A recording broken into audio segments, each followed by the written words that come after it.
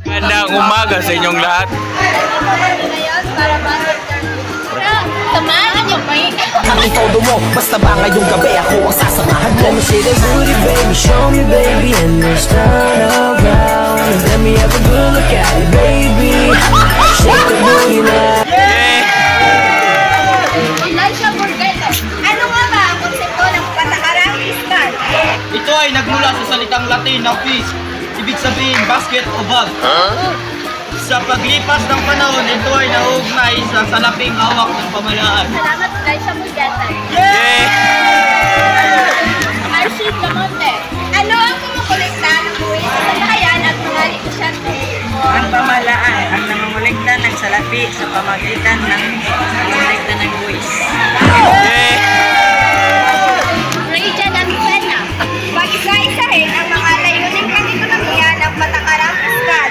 Makamit ang layunin ng pang-ekonomiya, mapalago ang ekonomiya, mapatatag ang ekonomiya, mapababa ang employment rate.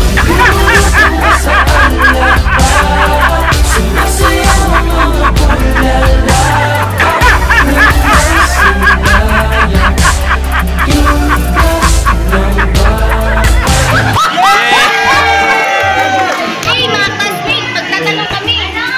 Banggitin natin isa-isa ang mga nakapaloob sa patakarang fiskal. A.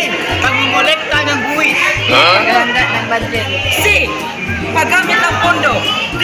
Pangungutang. Maraming salamat mga classmates. Uy, Banban!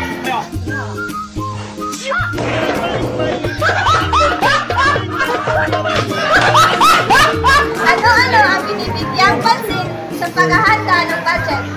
Ang paghahanda ng budget ay binibigyan ng pansin kung magkano ang gastusin ng programa at tulad ng edukasyon at iba pa. Ay, ganun pala yun? Maraming salamat. Tanong kami sa inyo. Magkano ang bahagda ng pinagutan ng kita ng pamahalaan? Kita mula sa buwis, 81%. Kitang di mula sa buwis, 19%. Ayan ang konsepto ng buwis. Ang buwis, salapi ng responsibilidad kinukuha ng mga pamahalaan sa mga mamamayan. Ito ay maaaring ipananaw ng pamahalaan sa mga ari-arian, tubo, kalakal o serbisyo. Maraming salamat.